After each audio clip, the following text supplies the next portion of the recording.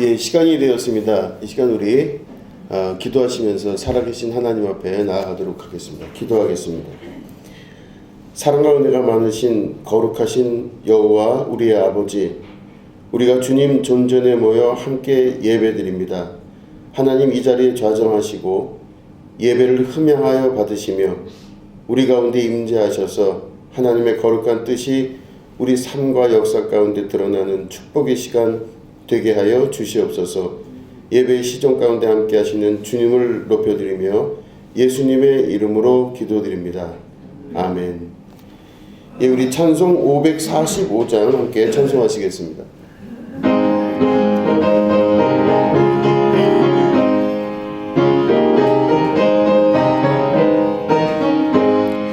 이 눈에 아무 증거 아니 배어도 믿음만을 가지고 선을 걸으며 이 귀에 아무 소리 아니 들려도 하나님의 약속 위에 서리라.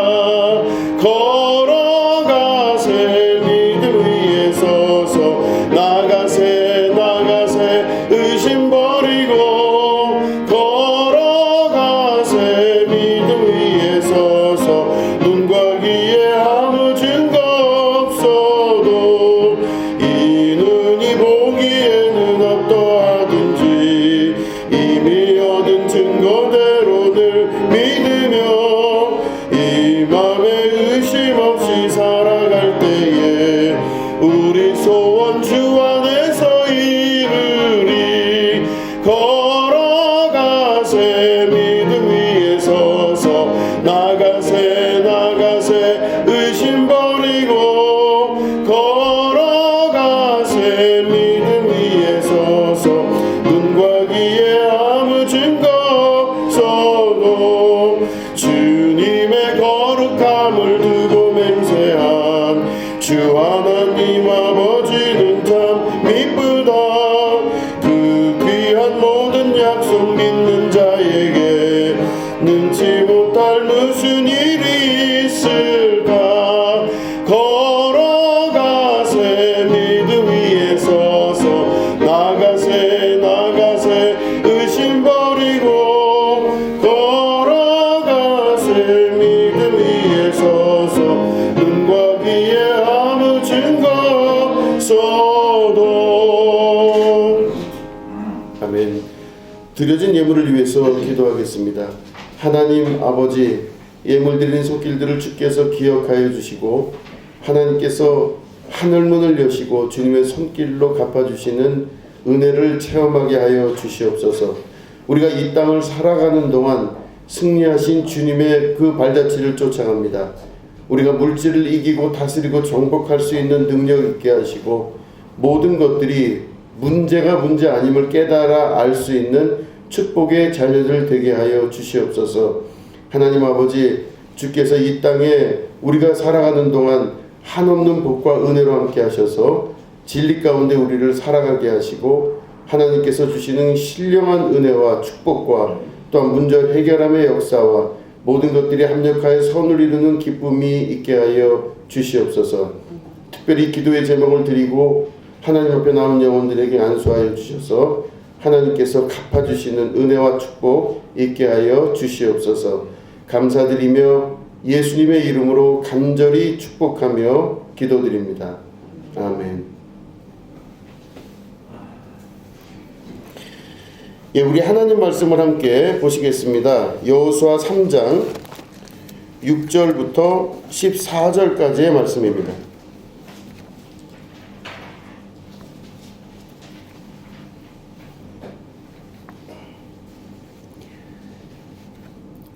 여호수아 3장 6절부터 우리 14절까지를 교독하도록 하겠습니다. 여호수아가 또 제사장들에게 말하여 이르되 언약궤를 메고 백성의 앞서 건너라 하매 곧 언약궤를 메고 백성의 앞서 나아가니라. 여호와께서 여호수아에게 이르시되 내가 오늘부터 시작하여 너를 온 이스라엘의 목전에서 크게 하여 내가 모세와 함께 있었던 것 같이 너와 함께 있는 것을 그들이 알게 하리라. 너는 언약궤를 맨 제사장들에게 명령하여 이르기를 너희가 요단 물가에 이르거든 요단에 들어서라 하라. 여호수아가 이스라엘 자손에게 이르되 이리 와서 너희 하나님 여호와의 말씀을 들으라 하고 또 말하되 살아계신 하나님이 너희 가운데에 계시사 가나안 족속과 헷 족속과 히위 족속과 브리스 족속과 길가스 족속과 아모리 족속과 여부스 족속을 너희 앞에서 반드시 쫓아내실 줄을 이것으로써 너희가 알리라. 보라 온 땅에 주의 언약궤가 너희 앞에서 요단을 건너가니 이제 이스라엘 지파 중에서 각 지파에 한 사람씩 12명을 택하라. 온 땅에 주 여호와의 궤를 맨 제사장의 발바닥이 요단물을 밟고 멈추면 요단물 곳곳에서 흘러내리는 물이 끊어지고 한 곳에 쌓여 서리라. 백성이 요단을 건너려고 자기들의 장막을 떠날 때에 제사장들은 언약궤를 메고 백성 앞에서 나아가니라. 아멘. 예, 오늘은 이제부터는 믿음으로 라는 제목 가지고 함께 말씀을 나누도록 하겠습니다. 생각과 마음의 전환은 그 사람 인생 전체를 바꾸게 됩니다. 또 생각과 마음의 전환은 그 민족 전체를 바꾸게 됩니다. 이 생각을 바꾸고 마음을 바꾸는 문제에 우리가 봉착하게 되었을 때 자기의 생각과 마음을 바꾸는 일, 이것은 그 사람 인생 전체를 관할하여서 새로운 세계로 나아가게 하는 중요한 계기가 되는 것입니다. 우리가 잘 알고 있는 사람, 유명한 철학자가 있습니다. 데카르트라고 하는 철학자입니다. 이 데카르트는 15, 16세기에 근대 철학을 이끈 정말 대단한 사람입니다. 데카르트로 인해서 서양 철학의 역사가 완전히 바뀌게 되었습니다. 지금까지 생각했던 생각의 틀들이 완벽하게 무너지고 그 사람들이 생각했던 생각이 완벽하게 바뀌게 되면서 새로운 세계로 넘어가게 되는데 그 계기가 바로 데카르트라고 하는 사람의 철학이었습니다. 그 데카르트가 한 말을 여러분 다 알고 계시는 말일 겁니다. 나는 생각한다, 고로 존재한다. 들어보셨죠? 예. 나는 생각한다, 고로 존재한다는 이 말이 데카르트가 어느 날 이렇게 벽난로에서 이제 나무를 막 떼고 있는데 자기가 지금까지 그렇게 공부하고 살아왔던 그 삶을 뒤돌아보는 시간이었다고 합니다. 그래서 막 생각을 하고 있다가 거기서 불꽃이 막 이 벽난로에서 튀는데 그 튀는 벽난로에 그 불꽃을 보다가 갑자기 탁 생각난 말이 이 말이래요. 나는 생각한다, 고로 존재한다.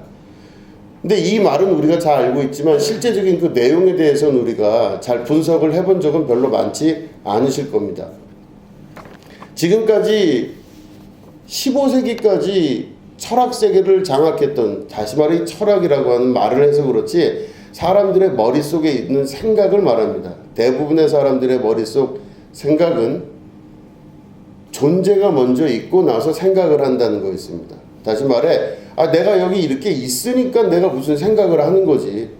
내가 없으면 무슨 생각이 나겠나 해서 그 사람의 겉으로 보여지는 그 몸 혹은 그 사람의 모습, 여기에서부터 생각이 나오는 거다 이렇게 생각하는 거죠. 우리들도 대부분 그렇게 생각을 많이 하실 겁니다. 내가 여기 있으니까 그 다음에 다음 거가 앞에 있는 것들이 생각이 나고 보여지고 인식이 되는 거지 내가 여기 없는데 무슨 생각이 먼저냐 이렇게 생각할 수도 없는 이야기였죠.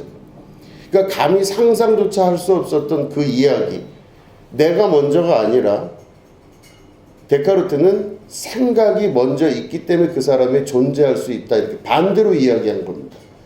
내가 여기 있음으로 말미암아 어떤 생각이 일어나는 게 아니라 내가 어떤 것에 대해서 생각함으로 말미암아 내 존재가 존재 증명을 받는다 이런 뜻이에요. 그러니까 그 말은 뭐냐면 겉으로 보여지는 수많은 사람들의 그 존재의 모습들이 다 있는데 그 많은 모습들이 먼저 있는 것이 아니라 그 사람들을 바라보는 내 생각이 그 존재들보다 먼저 있다고 하는 것입니다. 이해되시겠죠? 이해되어야만 될 줄로 믿습니다. 내가 어떤 생각을 가지고 있기 때문에 내 존재가 증명을 받는 것입니다. 아무런 생각이 없을 때는 나의 존재는 존재하지 않는다고까지 이야기하는 것이죠. 다시 말해 내가 아무런 생각이 없어요. 그러면요 나는 존재하지 않는다고 보는 겁니다. 이게 데카르트식 실존주의의 시작입니다. 그래서 이걸 계기로 해갖고 그 이후에 데카르트, 칸트 그 이후에 계속되었던 서양 철학의 대부분의 역사가 그렇게 시작이 됩니다. 내 존재, 지금 몸뚱아리가 먼저 있는 것이 아니라 내 생각이 먼저 있어야 내 몸뚱아리가 존재할 수 있다라는 겁니다. 내 몸을 내가 인식할 때 내가 내 몸이 여기 있다라는 걸 인식하는 그 인식의 생각이 먼저 있어야 내 몸이 있다는 걸 아는 거지, 내 몸이 여기 있어도 내가 그거를 인식할 수 없다면, 다시 말해 생각하거나 인식이 불가능하다면 나는 있지 않는 것입니다. 내가 태양을 바라보는데 물론 태양을 못 바라보죠. 눈이 큰일 나죠. 내가 태양이 있다는 것을 알 때, 다시 말해 태양이 있구나라는 생각을 먼저 할 때 태양이 존재하는 것이지, 태양이 먼저 있기 때문에 내가 그거를 인식하는 것은 아니란 말입니다. 이게 철학의 대전환을 일으킨 거예요. 내가 저 사람이 저쪽에 있는데 그 사람이 먼저 있기 때문에 내가 그를 인식하는 게 아니라 내가 그를 볼 수 있는 눈의 인식과 내가 그를 느낄 수 있는 내 생각과 인식의 기능이 존재하기 때문에 그 사람을 알아볼 수 있다, 이런 뜻입니다. 그러니까 우리가 바라보는 모든 세계들은 여러분들 안에 감각적이고 그것들을 인식하며 그리고 그것들을 생각할 줄 아는 생각이 있기 때문에 여러분 주변에 있는 모든 것들이 생각이 되고 그걸로 인해 여러분들의 세계가 존재한다고 하는 것입니다. 어떤 사람에게는 아주 빨간색이 예쁜 색일 수 있지만 어떤 사람에게는 빨간색이 아주 마음에 안 드는 색일 수도 있습니다. 그 차이가 바로 뭐냐면 빨간색이라는 원래 존재가 있는 것이 아니라 빨간색을 어떻게 생각하냐라고 하는 생각이 있기 때문에 그 빨간색이 존재를 한다라고 하는 것입니다. 이게 좀 복잡하고 어려운 문제지만 이해되셨으리라고 생각이 듭니다. 이 말이 바로 서양 철학의 근대 철학에 엄청난 결과를 초래했던 게, 지금까지 사람들은 모든 게 있기 때문에 보여진다고 생각했는데 이제 내가 보기 때문에 이것들을 있는 것을 안다, 이렇게 인식의 대전환이 일어나기 시작하면서 사람들의 모든 철학적 생각들이 바뀌어 나가기 시작합니다. 그래서 그 이후부터는 내가 어떤 시각을 가지고 어떤 생각을 가지고 내 마음에 어떤 마음을 가져야 어떻게 세상을 바라볼 수 있다라고 하는 사람들의 모습으로 변해나가는 거예요. 이게 바로 근대 철학을 만드는 중요한 계기가 되었다는 것입니다. 그런데 이 생각의 전환, 다시 말해 지금까지는 뻔히 보여졌던, 그리고 인식 가능했던, 그리고 있기 때문에 내가 봤다라고 하는 전근대적인 모든 생각에서 갑자기 생각함으로 존재한다는 걸로 바뀐 이 세계, 이게 바로 성경 안에서는 끊임없이 처음부터 하나님께서 우리에게 말씀하신 대로, 지금 데카르트는 15, 16세기를 넘어서는 사람인데 성경이 쓰여졌던 시기와 그 전에 훨씬 전에 있는 그 세기에 이 하나님의 말씀 안에서는 이 세계가 이루어지고 있었다고 하는 것입니다. 이스라엘 사람들은, 제가 지금 그 여호수아에 관해서 계속 이번 그 1월 달에 설교를 계속 하고 있습니다. 새로운 세계를 들어가기 위해서, 새로운 가나안 땅, 약속의 땅을 들어가기 위해서 이스라엘 사람들의 생각과 그 시각과 모든 인식이 바뀌어야 되기 때문에 하나님께서는 그 사람들을 바꿔나가는 작업을 계속 하십니다. 그 중에 오늘 또 그 한 부분의 말씀을 함께 나누는 것이죠. 이스라엘 사람들은 애굽에서 종살이를 하면서 그 종살이 할 때의 생각과 습관들이 그대로 몸과 머리와 이 마음과 생각 속에 녹아 있었습니다. 종처럼 사는 습관을 계속 가지게 되었다는 뜻입니다. 종으로서 노예로서의 삶에 익숙하게 살았던 삶이었었죠. 그 노예로서의 익숙한 삶이라는 건 바로 뭐냐면 앞에 있는 사건을 바라보면서 그저 사건이 먼저 있고 거기에 대해서 생각하는 나는 내 생각은 거기에 적응하면서 사는 겁니다. 내 주제를 알아야지 이러고 사는 거예요. 나는 노예입니다. 나는 노예고 애굽 사람들은 나보다 훨씬 환경이 좋은 태어날 때부터 좋은 집안에 태어나서 태어날 때부터 그들은 지배할 수 있는 민족으로 태어났기 때문에 그들은 굉장히 괜찮은 사람들이고 나 이스라엘 사람은요 430년 동안 이곳에 끌려온 우리 조상들 때문에 여기서 이 노예질을 하고 있고 환경적으로 이렇게 살 수밖에 없으니 나는 그저 이 환경에 적응을 해서 그저 살아갈 수밖에 없는 겁니다.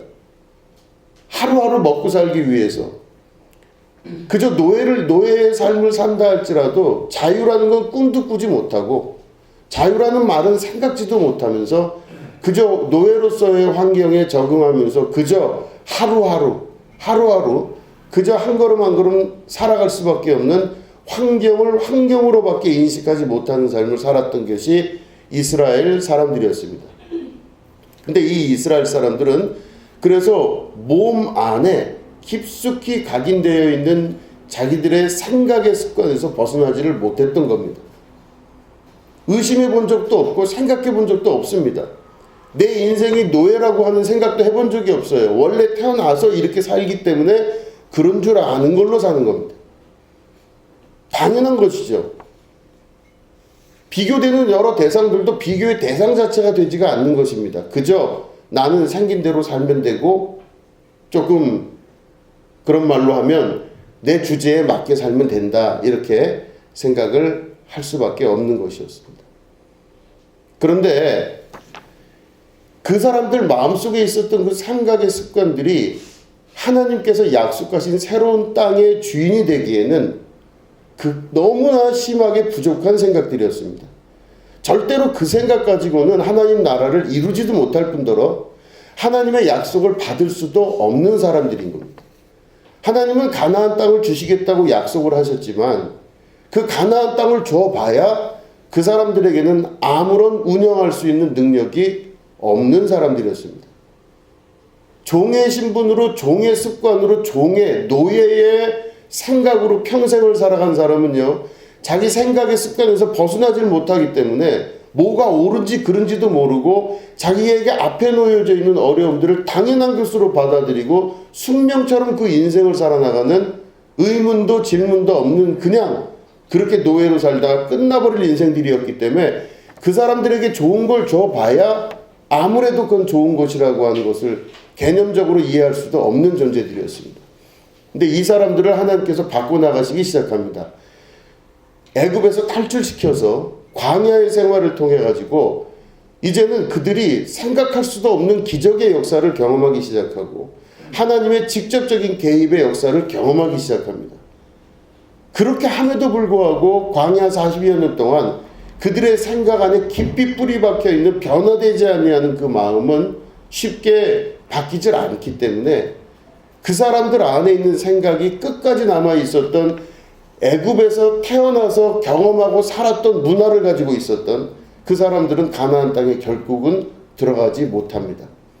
광야에서 태어난 사람만이 애굽 땅을 들어가게 되는 것이죠. 생각의 대전환, 내가 살아왔었던 지금까지의 습관, 의례껏 당연하고 마땅하고 이렇게 사는 게 당연하다고 여겨졌던 많은 것들을 완전하게 변화시킬 수 있는 마음이 있지 않고는 새로운 땅에 들어갈 수 없다라고 하시는 하나님의 약속의 말씀이 그 안에 나타나게 되는 것입니다. 그 안에 들어가는 사람들은 이제부터는 어떤 현실에 적응하는 사람들이 아닌 것이었습니다. 현실에 적응하는 것이 아니라 현실을 넘어설 수 있는 믿음의 사람들의 생활로 바뀌게 되는 것입니다. 앞에 있는 노예의 현실이 있다 그러면 노예의 현실을 타파해서 이겨나갈 수 있는 믿음의 사람들이 되어야만 되는 것입니다. 나에게 자유가 없다라고 하면은 자유가 없다라고 하는 그 사실을 인식하고 자유를 찾아가는 사람들이 되어야만 되는 것입니다. 내가 무엇이 부족하고 어렵다고 하면은 부족하고 어렵다는 부분들을 인식하고 그것들을 헤쳐나갈 수 있는 용기 있는 자들이 되어야만 되는 것입니다.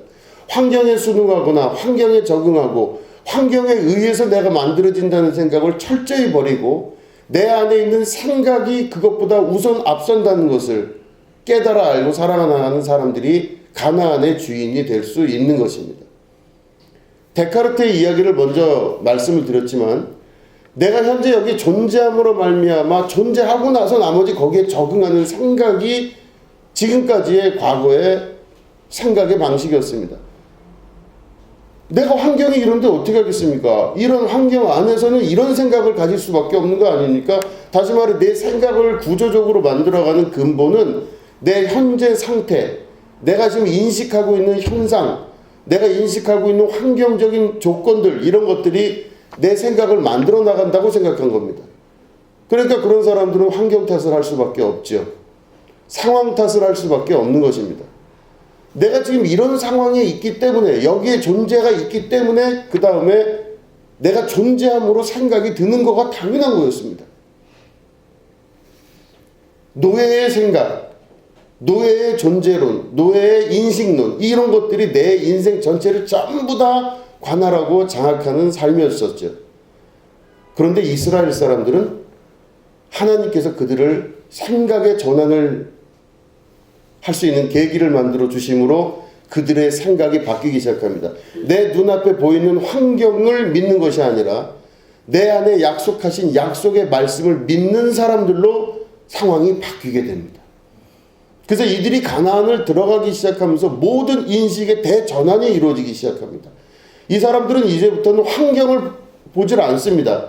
이 사람들은 주변 여건을 보지 않고 더더군다나 자기 자신을 보지 않습니다. 나 스스로의 나약함과 나 스스로의 환경적인 결함들을 보지 않는 사람들이 됐어요. 이스라엘 사람들은 광야를 통해서 그리고 하나님 말씀을 통해서 환경과 상황과 내 자신의 연약함을 보는 자가 아니라 하나님의 약속과 말씀을 믿고 그 믿음대로 그 사람들이 한 걸음을 걷는 사람들이 되었다는 것입니다. 그래서 이 사람들은 환경에 좌지우지되지 아니하고 믿음에 의해서 좌지우지되는 사람들로 가나안 땅을 정복해 나가기 시작합니다. 오늘 말씀을 보시면 하나님께서 여호수아에게 명령을 하시기를 너희들은 제사장들이 맨 앞에 나가라. 그 제사장들이 법궤를 메고 앞에 나가는데 거기 강이 있을 것이다. 근데 강을 건너는데 그 강이 요단강이에요. 요단강. 요단강을 건너는데 너희들이 법궤를 메고 제사장들이 먼저 그 물 가운데로 들어가라 이렇게 말씀하세요. 그때 당시가 이 요단강을 보면 우기가 되기 시작하는 기간이었다고 여러 성서 자료들은 이야기합니다. 우기가 되면요 사람의 머리에 2배 정도 되는 최소한 3m에서 3.5m 정도 되는 깊이의 강이 막 그냥 범람하고 나타난다. 그러니까 물이 막 넘쳐났는데 그럴 때 하나님께서 이스라엘에게 말씀하시기를 너희들이 법궤를 메고 먼저 그 강 안으로 들어가라 이렇게 말씀하세요. 끔찍한 일이죠. 법궤를 메고 그 안으로 들어가라 그러면 그 다음에 이 물이 그칠 것이다라고 하는데 막상 법궤를 메고 들어가려고 한 발짝 발을 내딛는 그 순간에 이 사람들은 여러 가지 생각이 많이 들었을 겁니다. 이게 진짜 될 일인가? 맞는 일인가? 아니 아무리 하나님이 말씀하셨다고 하지만 눈앞에 버젓이 이렇게 요단강이 엄청나게 또 우기인데 이렇게 막 넘쳐나고 있는 이 강에다가 발을 대? 그럼 어떻게 된다고? 그친다고? 야 이거 쉽지 않은 일일 텐데 생각이 많았을 겁니다. 아마 앞에 있는 상황과 환경을 먼저 보고 나서 생각이 있다고 만약에 생각을 한다면 이 사람들 중에서 누구 한 명이라도 거기에 내가 안 될 것 같습니다. 자신 없습니다. 될 법한 말씀을 하셔야죠. 좀 상황을 보고 우기가 아닌 좀 시간을 지체한 다음에 건기가 좀 오거나 좀 강이 마른 다음에 좀 건너가서 우리가 전쟁을 치르거나 그러면 안 되겠습니까? 아마 이런 말을 하는 사람들도 있을 겁니다. 상황에 맞추어서 환경에 맞추어서 보는 것에 맞추어서 존재적인 모든 환경에 맞추어서 우리의 생각을 바꿔나가는 게 어떻겠냐라고 아마 누군가가 이야기를 했을 수도 있겠죠. 근데 성경에는 그런 사람이 있다고 기록하지 않습니다. 모두 다 같은 마음으로 제사장들이 법궤를 메고 그 안에 물속으로 발을 첨버덩 집어넣기 시작합니다. 그리고 물 가운데로 가기 시작해요. 이 엄청난 역사가 일어나기 시작할 때 그들의 역사는 바로 이스라엘에서 종살이했던 조상들, 자기 아버지, 자기 할머니, 자기 할아버지들의 삶이 아니라 이들은 완벽한 믿음의 백성들의 삶을 살기 시작하는 그 첫 발자국이 그때 띄어지기 시작하는 것입니다. 이들은 환경으로 살아가는 것이 아니라 믿음으로 살아가는 자들이 되는 것입니다. 그럴 때 이들이 발을 탁 내딛기 시작할 때 요단강이 멈추기 시작하고 물결이 저쪽 끝에서부터 막혀서 들어오지 않기 시작하면서 이 요단강이 갈라지기 시작하고 백성들이 그 요단강을 건너게 되는 역사가 나타나게 되는 것입니다. 이들은 완벽하게 바뀌었습니다. 여러분 아시겠지만 애굽에서 출애굽을 할 때 바로가 막 쫓아옵니다. 그때 이 모세가 이끌었던 이 출애굽 초기에 이스라엘 백성은 막 도망 나오면서 그들이 바로 홍해라고 하는 큰 물 앞에 멈춰서게 됩니다. 그들이 홍해에서 멈춰서게 됐을 때 그들이 그 홍해를 건넜던 사건은 물을 먼저 밟은 것이 아니라 이 물이 먼저 갈라지고 나서 땅이 보인 다음에 그들이 거기를 건너게 되는 것입니다. 똑같은 물을 건넜는데 그들의 탈출의 초기에는 갈라진 다음에 그걸 확인하고 그 위를 걸어서 건너가는 결정을 하게 되었던 것이죠. 믿음의 초기의 삶은 그렇습니다. 노예의 삶에서 우리가 나오기 시작했을 때 우리 모든 인생들이 처음에 애굽이라고 하는 노예 상태에서 나오기 시작했을 때 우리들은 대부분 확인하고 환경적으로 맞나 이것에 대해서 의심을 하기 때문에 계속적인 의심의 구름이 우리 생각을 가리기 때문에 우리들은 도무지 믿음으로 그 행동을 할 수가 없는 존재들이었던 것입니다. 그럴 때 그 믿음 없음으로 말미암아 그들이 나온 다음에 아무리 앞에서 갈라진다 할지라도 이 물이 갈라진 거긴마저도 굉장히 의심하며 건너갔을 걸로 생각이 듭니다. 그런데 이 사람들이 거기를 쫓겨가듯이 그 물을 그 갈라진 홍해를 건너갔던 중요한 이유는 뒤에서 애굽의 바로의 군대가 막 미친 듯이 달려오는 것입니다. 그냥 잡히면 죽는 거예요, 그냥. 그러니까 잡히면 죽기 때문에 할 수 없이 지금 꽁무니에서 끝에서 어떻게라도 살기 위해서 거길 건너가는 거였었지 만약에 바로가 쫓아오지 않았으면 그 사람들이 의심했기 때문에 건너가지 못했을 수도 있습니다. 바로가 뒤에서 쫓아오죠. 앞에 물이 막혀 있죠. 그 순간 물이 열렸죠. 그러니까 이 사람들이 거기에 확인하며 할 시간도 없이 열린 곳을 걸어갈 수 있었던, 그래서 건너갈 수 있었던 그 사건, 이게 바로 홍해가 갈라진 사건이었죠. 그리고 조상들의 믿음은 바로 뭐냐면은 갈라진 다음에 눈으로 확인된 다음에 누군가가 쫓아왔기 때문에 할 수 없이 여기까지 왔는데 걸어가면서도 그들은 의심을 버리지는 못하는 것입니다. 그 홍해를 건너가면서도 그 의심을 버리지 못하고 머릿속에서 들고 있는 수많은 생각들이 있음에도 불구하고, 생각은 원래 습관이기 때문에 자기에게서 잘 벗어나질 못하거든요. 우리의 생각의 습관들은요 쉽게 떨어지질 않습니다.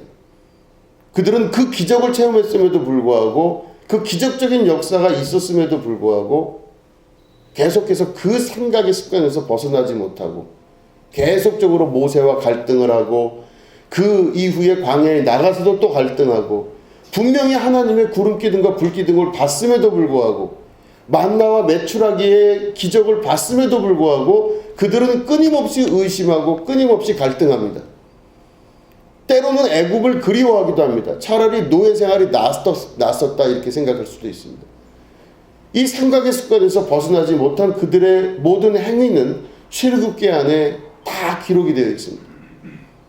끊임없이 모세는 그들과 갈등하고 그들의 생각, 그들의 가치관, 그들의 사상에 계속적으로 저항하면서 하나님의 뜻을 이루어 나가게 될 때 결국에는 그 생각의 습관에서 벗어나지 못했던 그 사람들은요, 자기의 습관을 이기지 못했기 때문에 가나안 땅을 들어갈 수가 없었던 것입니다. 갈라져서 기적이 일어나니까 그걸 확인해보고 들어갔던 그들의 믿음이 요단강 앞에 딱 서게 됐을 때 이제는 하나님께서 그들에게 새로운 미션을 허락하시죠. 주게 됩니다. 너희들이 먼저 너희들 발로 그 물을 밟아 들어가라 말씀하십니다. 무릎까지 차오르고 허리까지 그 물이 차오르기 시작할 때 이들의 믿음이 어디까지 존재할 수 있을까? 참 쉽지 않은 일이었을 것입니다. 그럴 때 이 사람들이 그 법궤를 메고, 이 법궤라고 하는 뜻은 하나님의 말씀이 그곳에 있지 않습니까? 만나가 매출하여 만나가 그곳에 있었고, 법궤 안에는 하나님께서 허락하신 십계명이 있었고, 모세의 쌍난 지팡이가 거기에 있었습니다. 이게 다 뭐냐면 하나님의 기적, 하나님의 말씀, 하나님의 공급하심에 대한 상징적 의미입니다. 우리의 인생과 삶이 그 안에서 이 법궤의 역사 가운데로 나타난다는 걸 믿음으로 받아들인 존재들, 이게 바로 이 법궤를 어깨에 메고 그들이 바로 요단강을 발을 디딜 수가 있었던 것이죠. 하나님이 공급하시는 만나와 하나님이 지키신 하나님의 나라에 대한 약속, 율법, 그리고 하나님의 기적, 이런 것들이 그 안에서 나타나게 됩니다. 그래서 이 법궤를 메고 그들이 들어갔을 때 그들은 앞에 있던 환경을 인정하지 아니하고 그들 안에 있는 하나님께서 주신 약속을 믿는 믿음으로 한 걸음 걸어갈 수가 있게 되었던 것입니다. 믿음의 생활은 다 같은 방식으로 지금도 진행되고 있습니다. 지금도 애굽에서 노예 생활을 하시는 분들도 있을 겁니다. 애굽에서 종살이 하듯이 내 상황과 환경에 적응하여서 그저 인생이 이런가 보다라고 생각하는 사람이 있고, 허망한 꿈을 꾸며 허탄한 생각과 허탄한 마음으로 자기의 마음을 둘 줄 모르고 노예의 삶에서 벗어나지 못하고 사는 사람들도 분명히 있습니다. 조금 후에 또 우리들 안에는 또 출애굽의 기적을 경험하는 사람도 있을 것입니다. 의심은 하죠.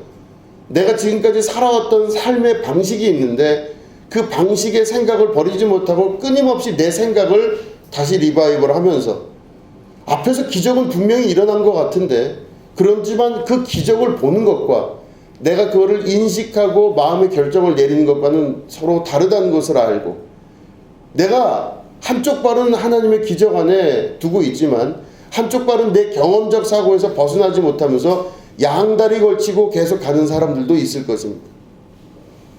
앞에 있는 기적들을 보고 있었지만 막상 내 안에 밥을 먹을 법이 없거나 목이 마르거나 했을 때 모세와의 전면전이 벌어지게 되는 사건을 경험하시는 분도 있을 것입니다.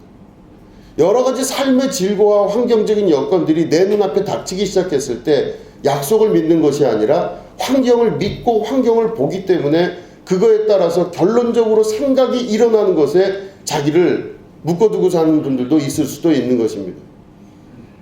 그런 모든 출애굽과 광야와 이 과정들을 거쳐가서 맨 마지막은 믿음의 사람들이 되는 것, 또 이 믿음의 삶을 사시는 분들도 계실 줄로 믿습니다. 우리들 앞에 놓여져 있는 어떤 환경을 믿지 아니하고 우리 앞에 놓여져 있는 요단 강을 믿는 것이 아니라, 건널 수 없는 환경을 인정하고 믿는 것이 아니라, 그 건널 수 없는 강이라고 하는 것은 사람들의 생각일 뿐이지 그것보다 앞서고 먼저 있는 것은 하나님의 약속이라고 하는 것을 믿는 믿음으로 사는 것, 이게 바로 하나님께서 가나안을 허락하신 새로운 이스라엘에게 주신 말씀이신 것입니다. 우리에게 이런 모든 환경적 조건들이 분명히 존재하고 눈으로 인식이 되지만 우리들에게 있어서 더 중요한 것은 하나님의 약속의 말씀이신 줄로 믿습니다. 내가 내 경험적 사고와 내 지식과 내 생각으로 세상을 살아갈 수 있다면 하나님의 말씀은 그 안에 작용하지 않습니다. 똑같이 사는 사람입니다. 똑같이 한 인생을 살고 같은 공기를 마시고 같은 방식으로 살아가는 사람들이지만 어떤 사람은 환경에 의하여 생각이 조작되는 삶을 살고, 어떤 사람은 환경이 아닌 믿음의 약속을 통하여서 그 모든 삶을 이겨나가는 축복의 삶을 살게 되는 것이죠. 이스라엘에게 새로 주신 이 말씀, 다시 말해 너희는 나를 믿느냐, 그 믿음으로 그 요단강에 너희들 발을 먼저 내디뎌라 하시는 그 말씀을 삶 속에서 이루며 사시게 되기를 축원드립니다. 비트겐슈타인이라고 하는 독일의 철학자가 있습니다. 그 비트겐슈타인이라고 하는 독일의 철학자는 그런 말을 했습니다. 그 사람의 실제 존재는 그 사람 몸이 아니라 그 사람이 겪은 사건이다, 이런 말을 했어요. 이것도 좀 복잡하긴 하지만 잘 생각해 보시면은 내가 몸이 있다고 해서, 내가 무슨 생각을 가지고 있다고 해서, 내가 무슨 어떤 활동을 했다고 해서 그 사람이 존재한다고 보지를 않은 것입니다. 멀리서 그 사람을 보고 그 사람의 역사를 볼 때 그 사람의 진짜 살아있고 그 사람이 존재할 수 있다라고 하는 것은, 존재 증명은 어떻게 가능하냐? 그 사람이 어떤 선택의 순간이 왔을 때, 혹은 고통과 어려움의 순간이 왔을 때 그가 어떤 선택을 하고 어떤 사건을 일으켰냐가 그 사람의 존재 증명이라는 것입니다. 밥 먹고 공기를 마셔서 살고 하루하루 이렇게 내가 환경에 적응해서 사는 것이 그 사람이 아니라는 뜻입니다. 그 사람이 어떤 사건을 맞닥뜨리고 그 사건에서 그 사람이 사건을 넘어가게 되고 그 사건을 이루게 됐을 때 그 사람의 실존이 존재 증명이 된다는 것이에요. 그러면 내가 내 인생을 돌아봤을 때 여러 일들이 있었을 것입니다. 신앙생활의 일이 있었을 것이고, 삶의 일이 있었을 것이고, 여러 관계 간에, 그리고 여러 가지 문제가 있었을 때 그 문제 앞에 섰을 때 나는 어떤 모습을 가지고 있었으며 어떤 사건의 이벤트가 내 인생에서 있었나를 돌아볼 수 있어야만 되는 것입니다. 내가 진정 어떤 삶을 살았느냐라고 질문했을 때 그 삶에 대한 대답을 내가 스스로 내리게 될 때는 나라고 하는 한 존재의 존재 증명은 내 사건에 의해서 존재가 증명이 된다는 것입니다. 이스라엘의 존재 증명은 이스라엘 사람들이 그저 작은 하나의 민족, 그 민족만도 못한 아주 작은 그 부족 중에 하나였었죠. 그 작은 부족으로부터 시작해서 하나의 민족이 되고, 그 민족이 국가가 되고, 그 국가가 그 이후부터 이루어지는 현대세계까지의 삶의 과정을 쭉 봤을 때 이스라엘이라고 하는 하나의 민족은 그 민족이 아니라 그들이 겪었던 사건을 통해서, 그리고 그들이 그 사건에 어떤 선택을 했냐에 따라서 그들의 존재는 그런 존재다라고 증명이 가능하다라는 것입니다.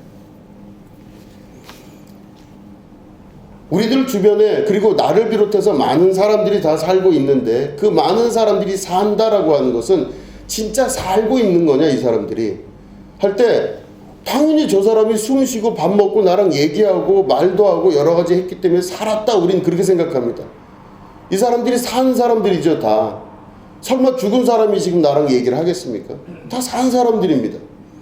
근데 우리는 저 사람이 살고 있고 지금 살았다라고 하는 이 존재 증명을 그저 몸으로, 내가 생각하기에 저 사람은 숨을 쉬고 있기 때문에 그 사람이 살았다고 생각하지만, 비트겐슈타인의 입장에서 봤을 때는 그 사람은 살았으나 죽어있는 사람일 수도 있다라고 하는 가정을 할 수 있다는 것입니다.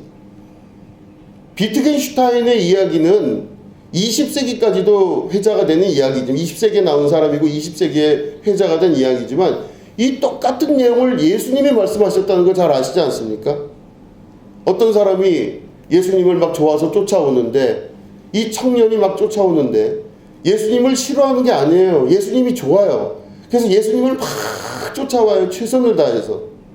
그런데 예수님이 그 청년에게 이야기합니다. 그 청년이 뭐라고 얘기했냐면은, 우리 아버지가 돌아가셨습니다. 우리 아버지 지금 돌아가셨는데 예수님, 제가 먼저 우리 아버지 장례를 좀 치르고 예수님을 쫓아가도 되겠습니까? 라고 물어봐요. 근데 예수님이 인간적으로 말씀하셨으면 그렇게 하셨어야지. 그래, 야, 내가 좀 기다릴 테니 아버지 장례는 그래도 치러드리고 와야 되지 않겠냐? 이러길 바랬는데 예수님이 전혀 다른 말씀을 하십니다. 죽은 자로 죽은 자를 장례하게 하고 너는 나를 따르라. 그럴 때 히라보 원문을 보면 너 산 자여 나를 따르라, 이렇게 예수님이 말씀을 하십니다. 예수님께서 말씀하신 산 자와 죽은 자의 개념은 이 젊은 청년의 산 자와 죽은 자의 개념과는 완전히 다른 것이겠죠. 우리는 사람들을 평가할 때, 그리고 나를 평가할 때, 내 몸은 여기 버젓이 살아있고 나는 지금 숨을 쉬고 있고 밥도 먹고 사람들하고 이야기도 하고 난 살아있다고 스스로 생각할 수가 있습니다. 일반적인 사람들의 죽어있고 살아있는 것에 대한 생각은 동일합니다.